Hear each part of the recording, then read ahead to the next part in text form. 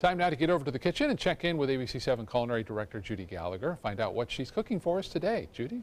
Scott, I think you and Scalzi are going to really love this. I'm getting ready for the 4th of July by making an awesome steak sandwich. Lot of flavor. It's almost like a cross between a Mexican and an Asian marinade. We're going to use skirt steak. You can certainly use hanger steak or flank steak as well. But the key is to just marinate the steak for about an hour, get really good sourdough baguette, and then we'll get these ingredients together and mix up a really nice Mexican sauce. Stay with me, we're getting ready early for the boat parades and July 4th and some yummy things to eat. You do get to celebrate, Scott, with these sandwiches. Get your Ziploc out. This is going to be such an easy recipe. Now you can take the ingredients that I'm going to add in the Ziploc bag and you can pulse them in a food processor or a blender if you want, but I like it with the pieces, the chunky pieces of garlic. So 2 to 3 cloves of chopped garlic is what we're going to do. We're going to take about 2 tablespoons of dark brown sugar, and we're going to give just a little hit of chili powder and some cumin.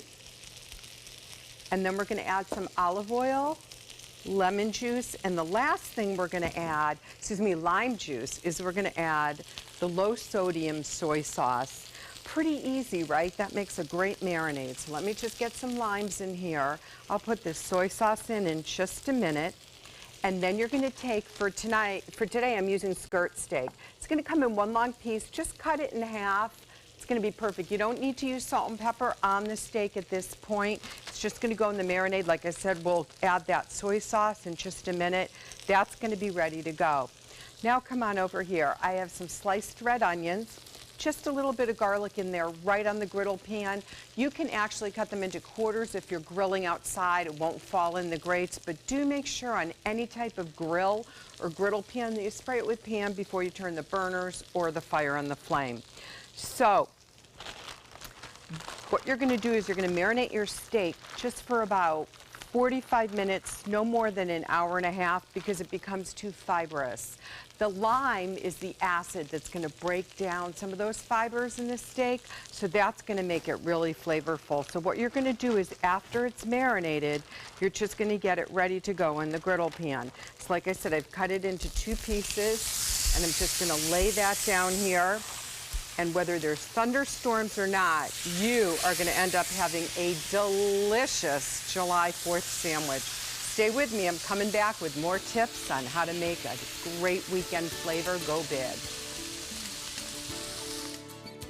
I know you're really getting the flavor of a little brown sugar and soy and then a little heat in it from the chili powder and the cumin. So let's make the sauce. The steaks are just about done. The last piece, it's a little thicker. I've got about less than a minute to go, and you're seeing it sizzle. So we're going to take some mayonnaise and some sour cream, and then we're going to take the cotija cheese, which is the Mexican cheese, and you can find that pretty much everywhere now. They have it right over in the case near the cheddar cheeses over at Fresh Market. So it's real versatile, and I love using it. It's going to crumble right into there. So we're just going to mix this up to make the dressing, and I have the feeling, yep, as I push on that and it feels nice and tender, then I know that's right about a rare. I want it to be medium rare.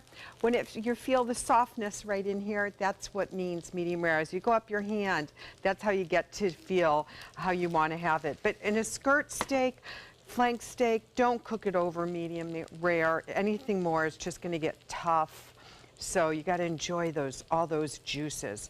Okay, so we've mixed this in. Now let's add just a little bit of cayenne, give it that pop, and some chili powder. And there we go. So this is going to be perfect sauce when we're ready. Now the next thing we want to do is take our bread, and I want you to get really good quality bread. I'm using a sourdough baguette and just a little drizzle of olive oil on the grill. Both sides we're going to griddle up a little bit. I love steak sandwiches. When I had restaurants in the Boston area, I usually had about 3 different types on my menu. That's really big in New England, are the different steak sandwiches, because we eat steak tips a lot, which is kind of hard to find around here, but there's nothing like just creative meat on really good bread, I think. So when I come back, I'm gonna assemble the sandwich and we are gonna be ready to start an early July 4th weekend. Wrap these babies up and you can bring them right down to a picnic. I'll be back in a few minutes to finish up. That's some kind of good, Judy. I gotta Oh, tidy my. up because you bite into it, man, and it just goes, right? Right, I mean, that's something you can wrap up and bring down to the fireworks or the beach. And, you know, I think you get that pop from the chili, and then have a little jalapeno on yours just to That's bring nice. that up, and some cooling by using the sliced pickling cucumbers. Cools that down with a little cilantro, and you got to have Cape Cod potato chips because that's what New Englanders do. Recipe on our website, mysuncoast.com. Click on the dining link button, and it'll take you right there. Judy, I'm tucking back in. Go for it. All right?